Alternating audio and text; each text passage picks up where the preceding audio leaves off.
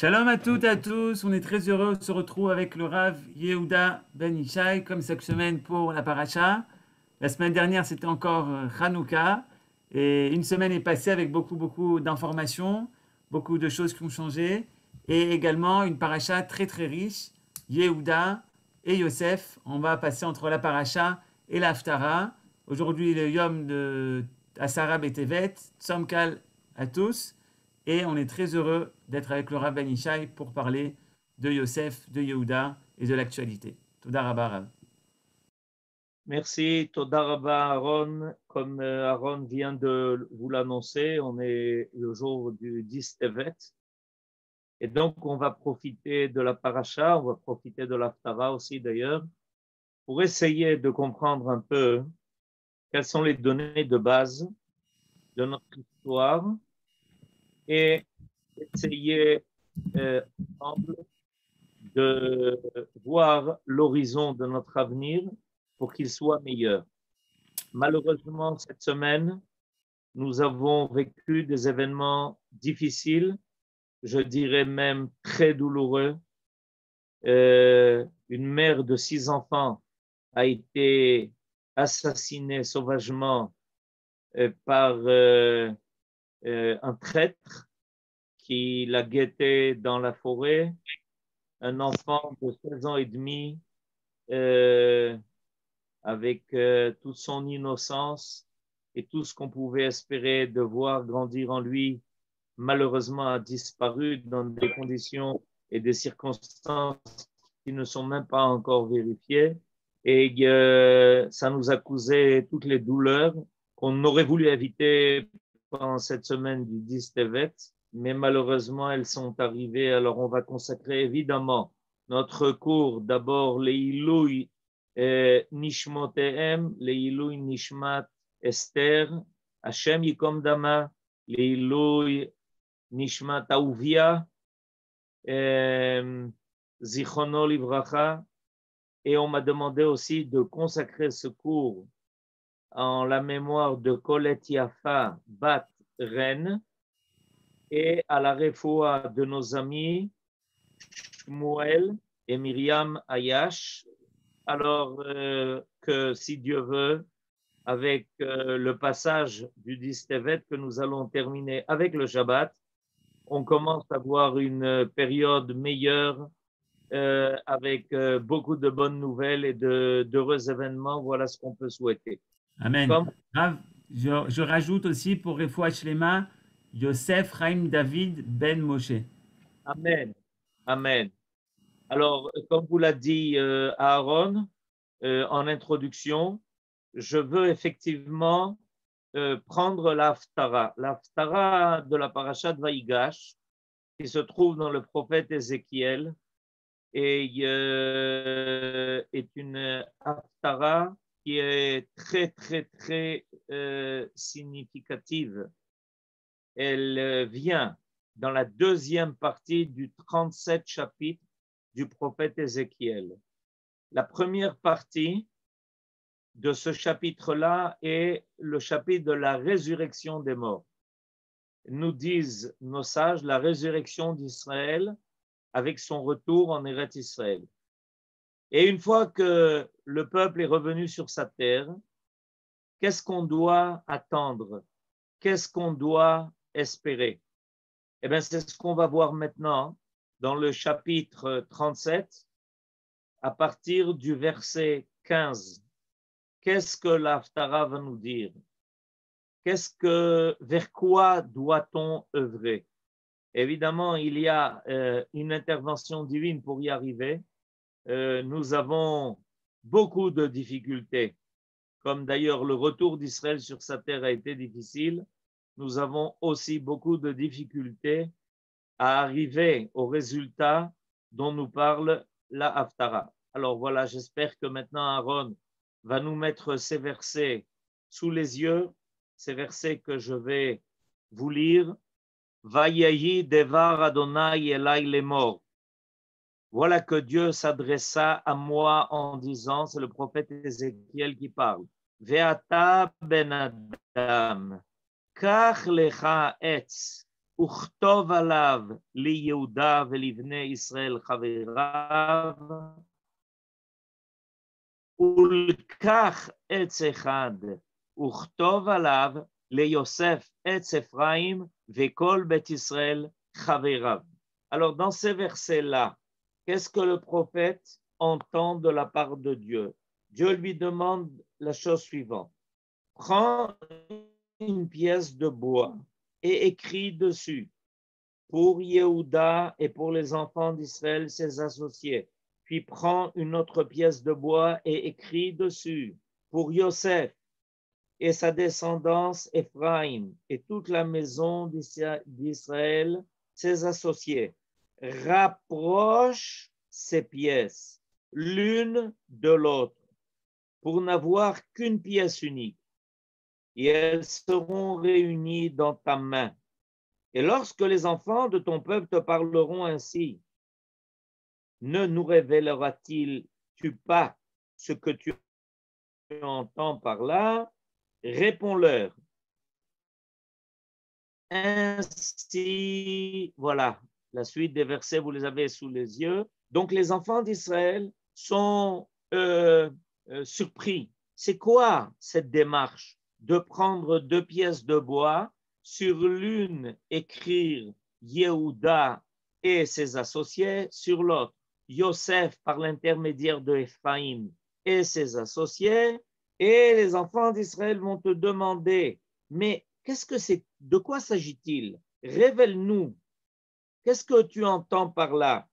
Réponds-leur, ainsi parle le Seigneur Dieu, voici je vais prendre l'arbre de Yosef qui est dans la main d'Ephraim et les tiges d'Israël, ses associés, je les lui adjoindrai avec l'arbre de Yehuda et j'en ferai un arbre unique et ils ne feront qu'un dans ma main.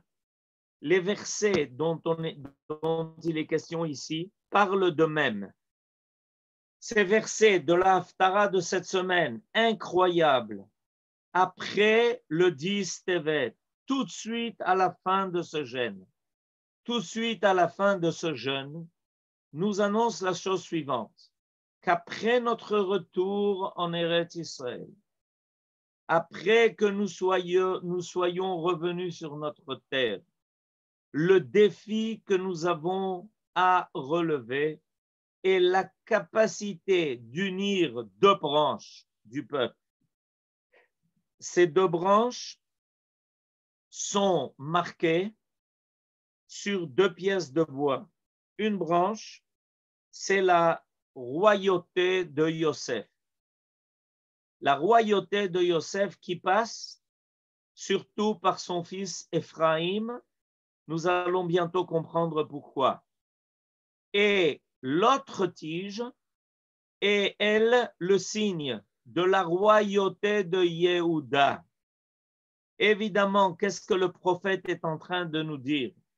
Qu'après que le peuple d'Israël se soit réveillé dans son exil et ait eu la force de revenir sur sa terre, on aura un problème d'unité.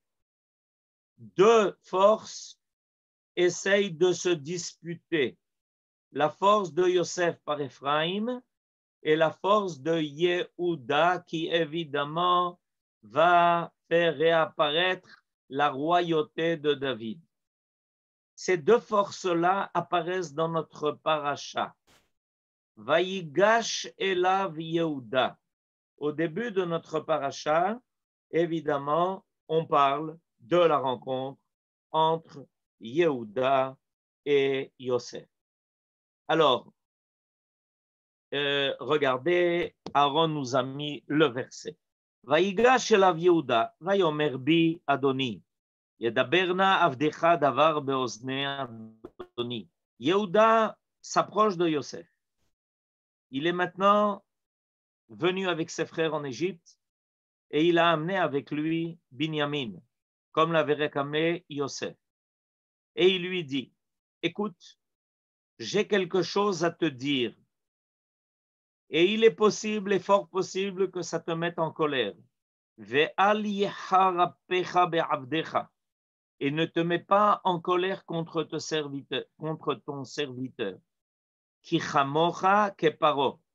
Alors là, Yehuda dit à Yosef quelque chose de très grave, de très fort. Il lui dit, mais en fait, tu te conduis comme Paro. Alors, Yehuda, nous disent nos sages, lui dit la chose suivante. Écoute, tu es à la tête de l'Égypte. Tu as été mis en place par le Pharaon. Et en cela, en fait, tu es son envoyé. Tu es son délégué. Ki kamocha keparo. Mais moi, je suis à la tête d'Israël. En effet, la force de la royauté a été transmise par le père Yaakov à Yehuda, de qui va apparaître David et sa lignée. Alors Yehuda dit à Yosef, écoute, on est en train de parler entre rois. Voilà ce que nos sages nous révèlent. Que Yehuda s'adresse à Yosef et lui dit, Nachon, tu as Béhémet beaucoup de capacités, tu as la force de gouverner. C'est toi qui as sauvé l'Égypte de la famine et tu es animé par la volonté d'avoir une influence bénéfique sur l'ensemble du monde. Mais moi, Yehuda, j'ai un rôle. Et mon rôle est d'être à la tête d'Israël et de diriger le royaume d'Israël. Alors, il faut que tu saches qu'on parle d'égal à égal. Ne pense pas que nous venons te trouver en tant que personne faible qui attendent ta bonté. On a une machloket peut-être. On a des choses sur lesquelles on n'est pas d'accord. Et la chose essentielle sur laquelle on n'est pas d'accord concerne Binyamin. Alors avant de rentrer sur cette affaire de Binyamin, que Yehuda a promis de ramener à Yaakov et dont Yosef, par évidemment une ruse, veut s'emparer en le faisant accuser de lui avoir volé sa coupe d'argent.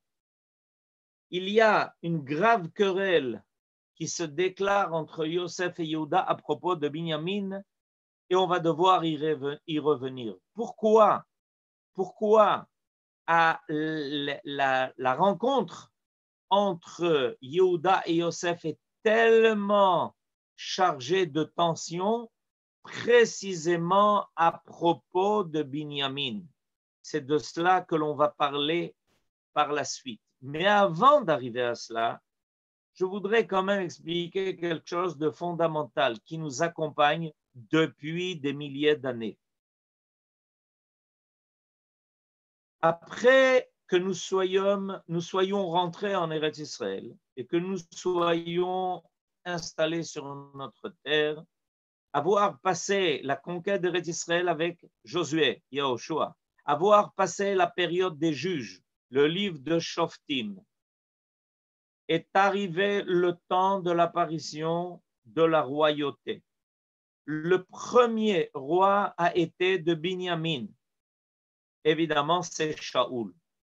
Le deuxième roi qui va le succéder est David, qui va réussir à asseoir la présence du peuple d'Israël dans toute la région et conquérir toute la terre d'Eretz Israël comme elle a été promise à nos ancêtres.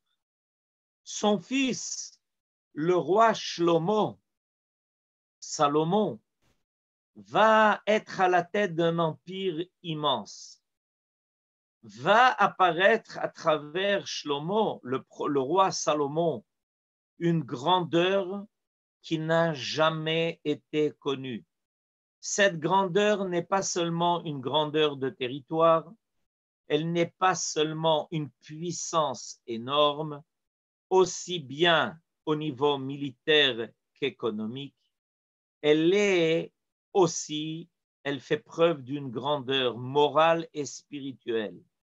Se dresse le temple.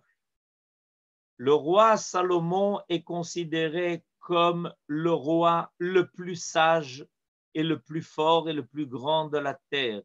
Du monde entier, on accourt pour venir voir le royaume de Shlomo, le royaume de Salomon, pour le rencontrer, pour connaître sa sagesse, pour savoir comment il dirige cet empire. Quels sont les principes qu'il a mis en place et qui font du peuple d'Israël à cette époque une réussite tellement énorme et grande, même au niveau mondial, que nos sages nous disent que c'est comparé à la lune pleine. Comme si la lune était dans sa totalité et qu'on était pratiquement à l'orée de l'époque messianique.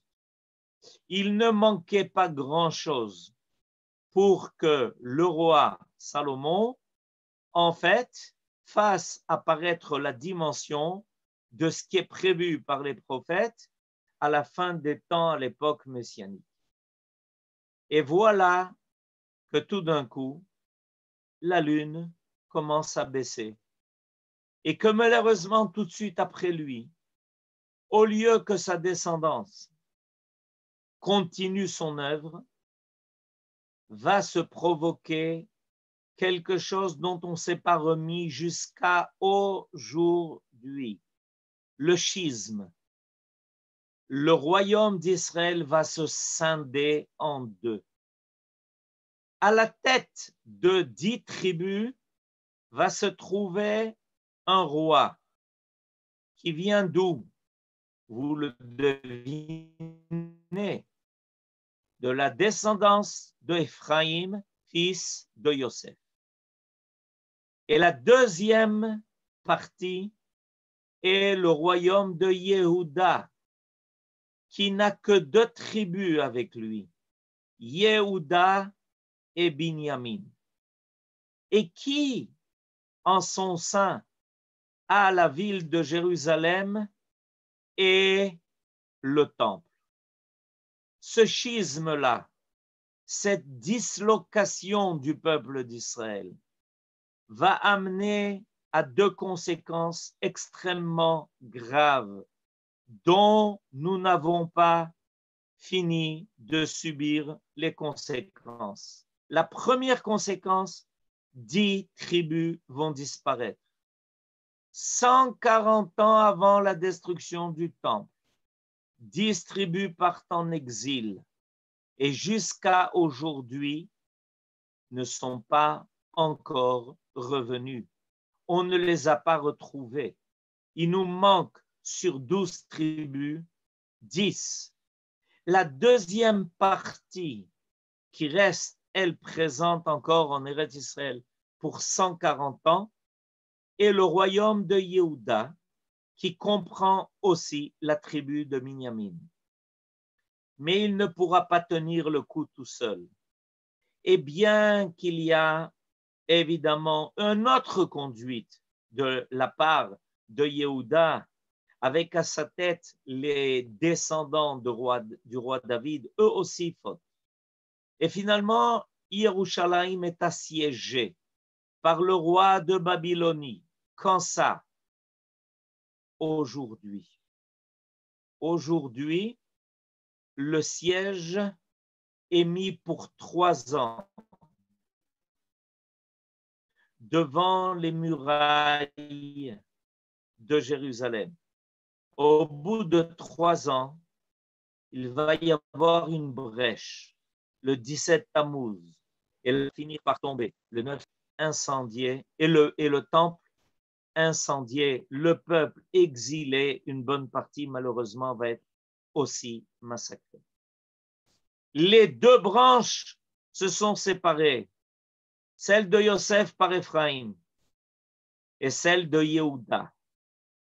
Ces deux branches nous annonce le prophète Ézéchiel dans la Haftara de cette semaine, que ces deux branches ne redeviendront qu'un seul et même arbre qu'à la fin des temps, c'est-à-dire après le retour d'Israël, à la fin des temps, à notre époque, ces deux forces qui se sont scindées ne se retrouveront qu'à la fin des temps et réussiront à se réunir par une force extraordinaire, par la main de Dieu et par les efforts de l'homme.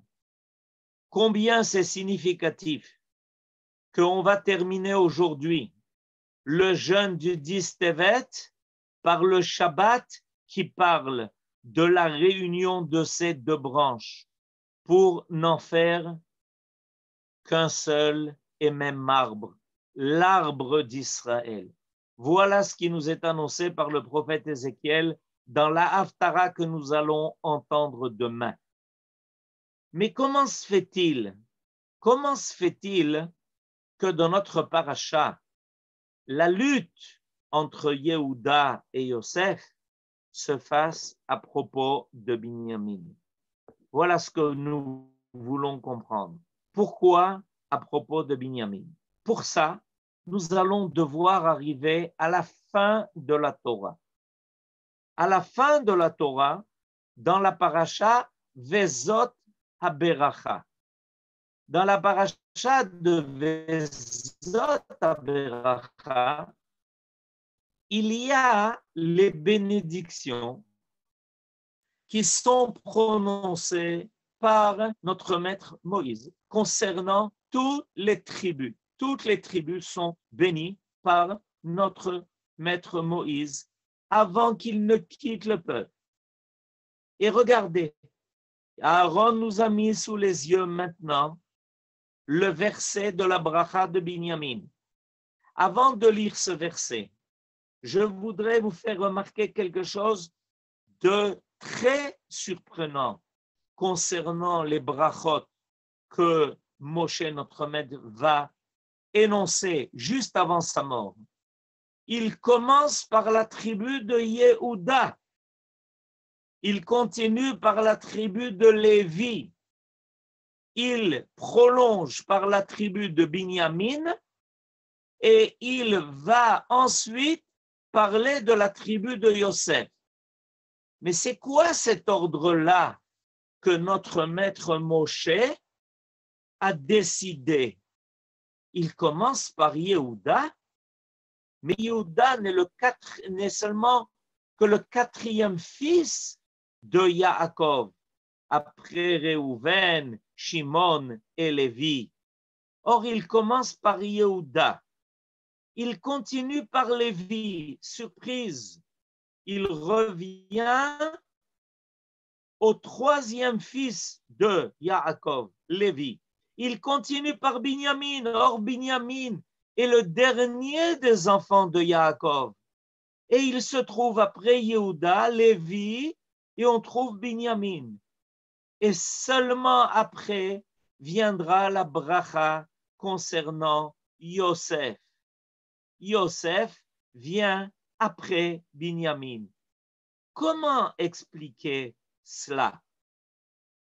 Alors, le verset concernant Binyamin est le suivant, lisons-le ensemble.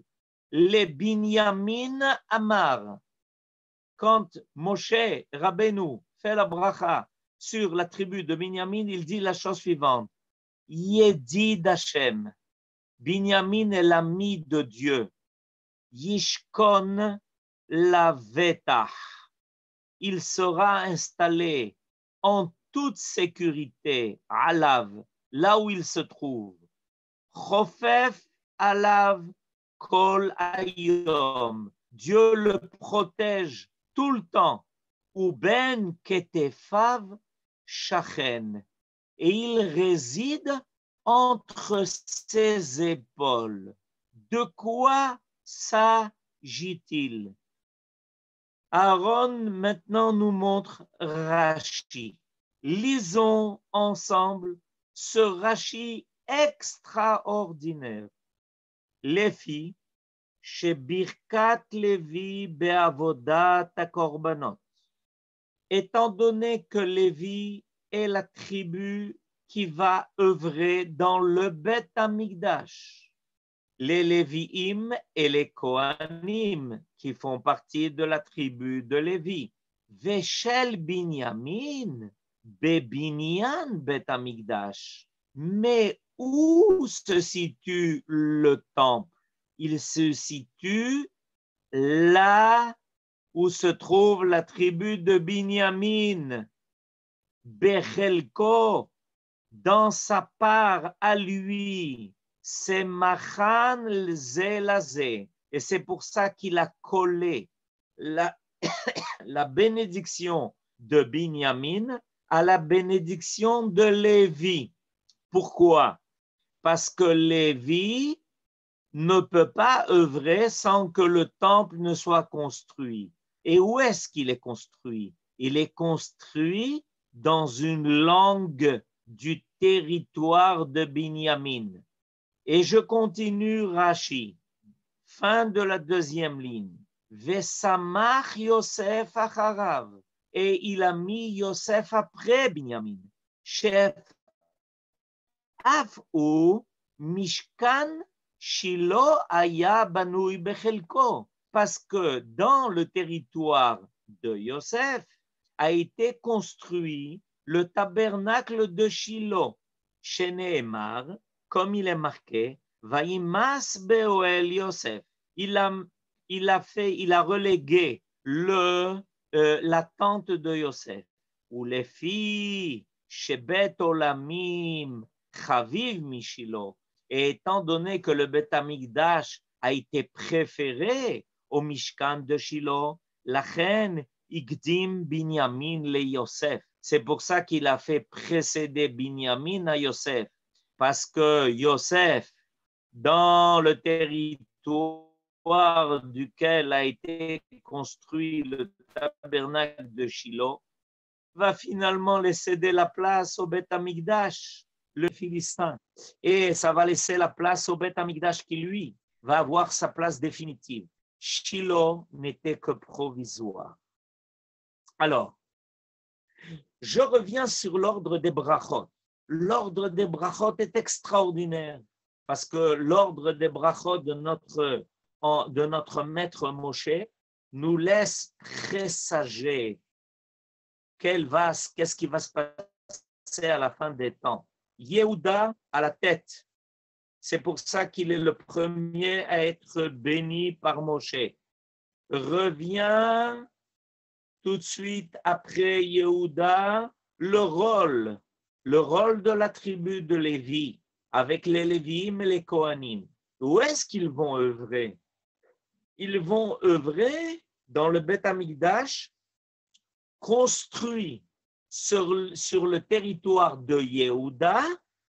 Ça fait partie, Yerushalayim, de la tribu de Yehuda, mais il y a une langue qui se prolonge depuis Binyamin et qui va rentrer dans le territoire de Yehuda comme entre les épaules de quelqu'un. C'est pour ça qu'il est marqué que le Beth Amikdash est construit entre les épaules de Binyamin.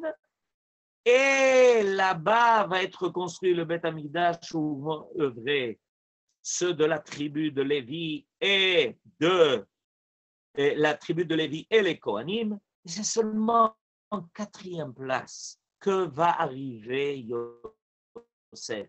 Pourquoi? Parce qu'à la fin des temps, nous a annoncé le prophète Ézéchiel, Yechesquiel dans la Haftara, que vont se réunir les forces de Yehuda et de Yosef.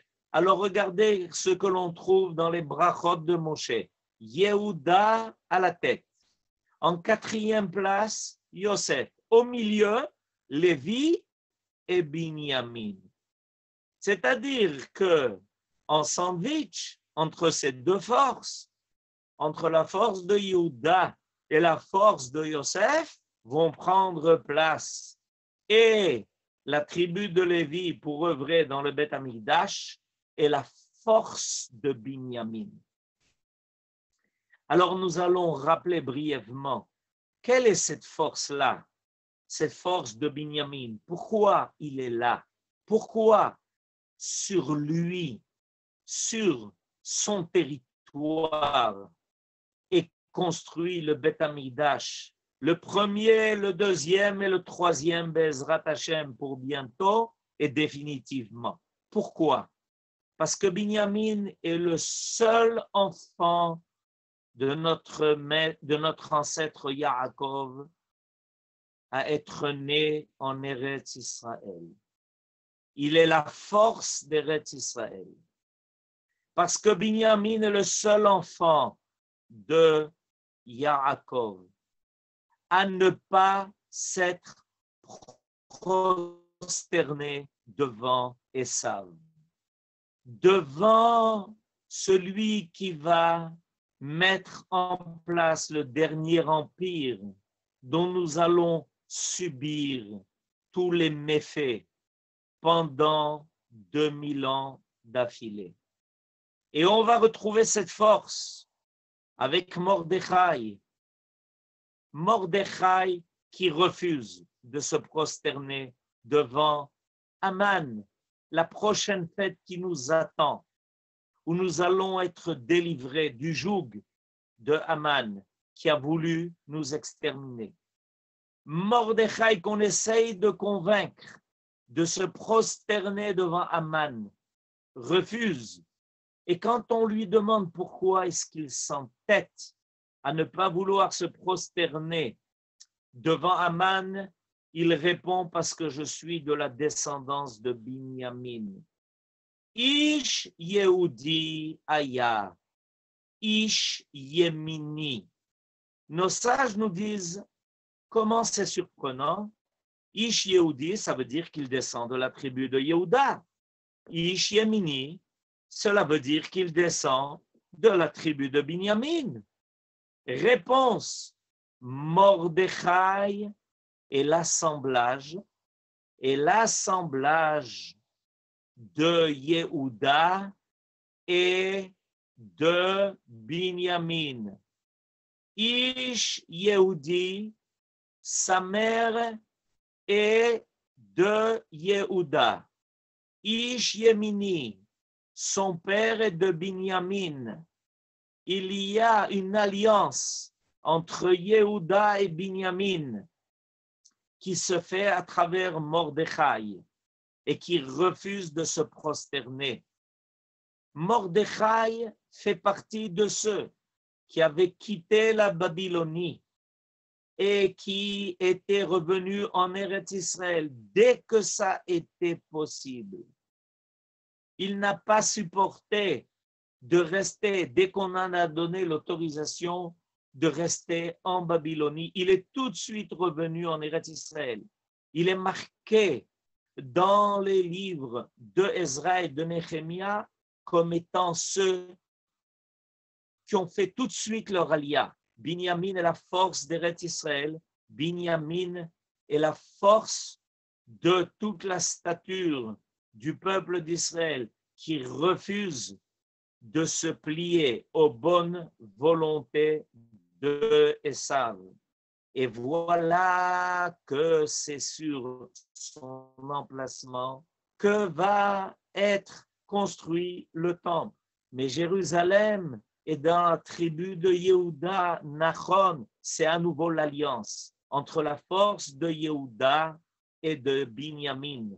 La royauté de David avec la force de Binyamin. Nachon, vous avez raison. Le 10 Tevet est aussi le jour où on fête la mort de Ezra Asopher, qui a ramené les enfants d'Israël en Eretz Israël.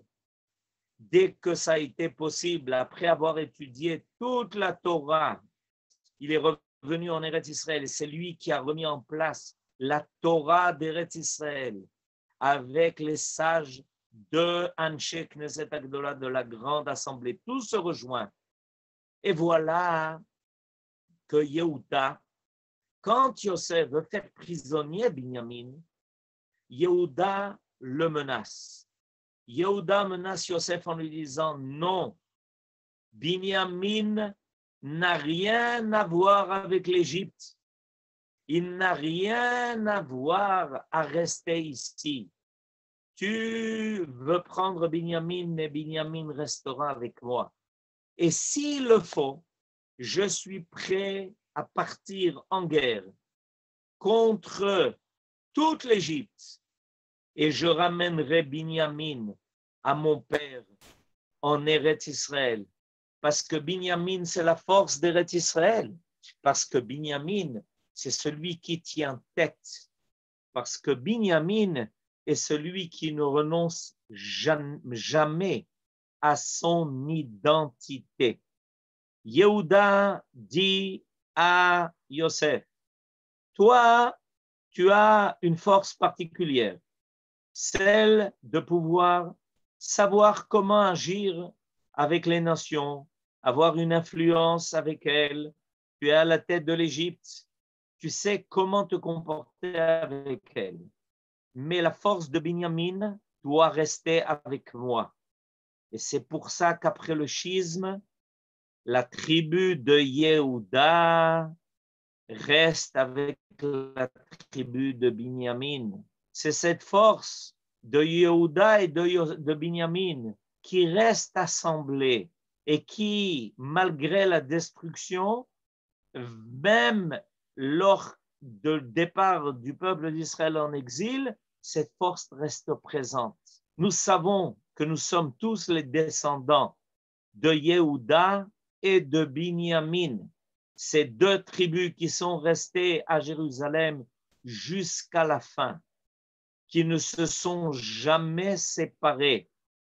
Et voilà qu'à la fin des temps, quand le Beth Amikdash sera reconstruit, Bezrat Hashem, pour prochainement, à nouveau, à Jérusalem, qui est la ville capitale qui se trouve dans la tribu de Yehuda, mais sur le territoire de Binyamin.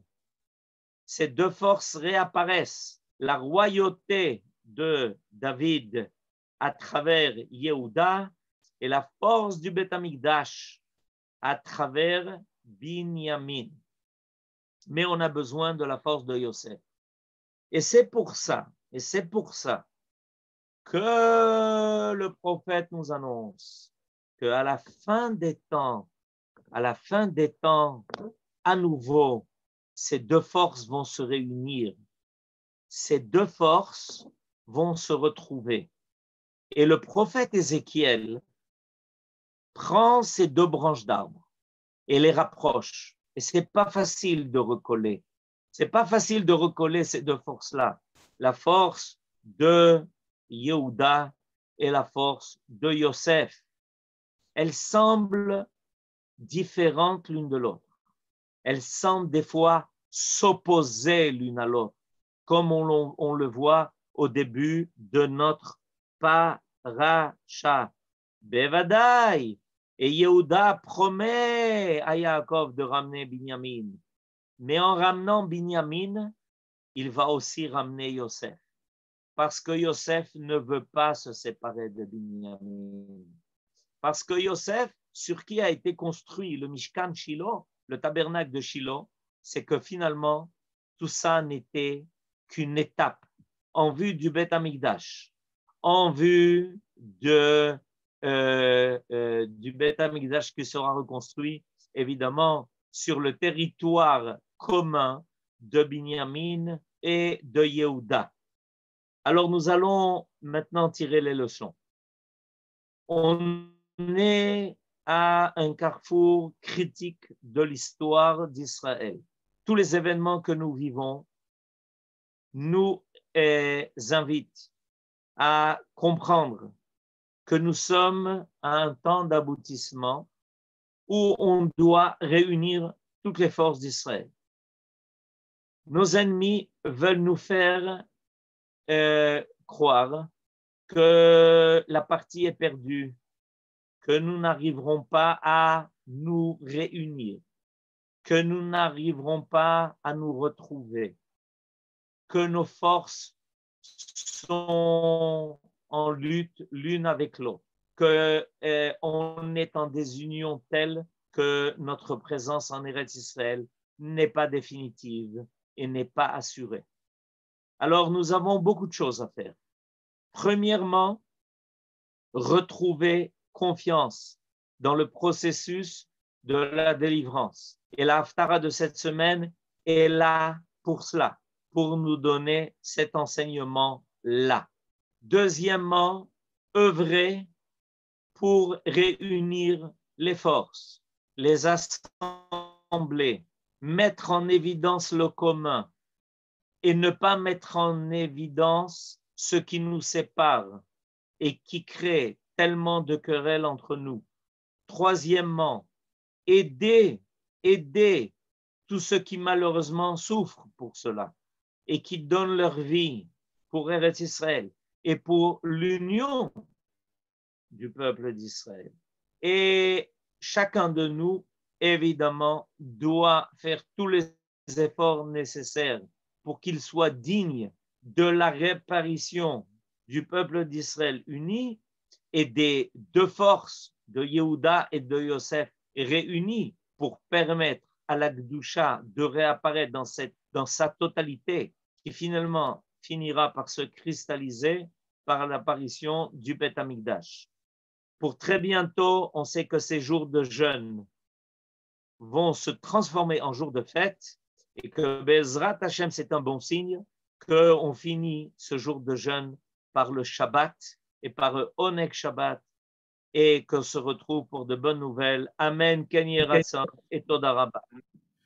Amen, Toda Rabba au Rav Ben Ishai de la communauté d'Emouna Shlema. Shabbat Shalom à tous. On va finir en musique. Nekadesh et Shimcha Ba'olam. Que grâce aux forces de Yehuda et de Benjamin, on puisse sanctifier le nom de Dieu. Tzom Kal à tous. Vous pouvez maintenant ouvrir vos micros. Shabbat Shalom à tous.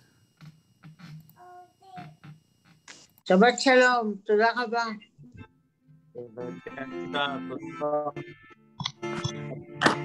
Shabbat Shalom, Toda Rabba, Yashir Nehedar.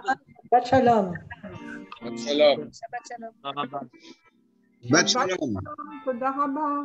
שום קל לכולם.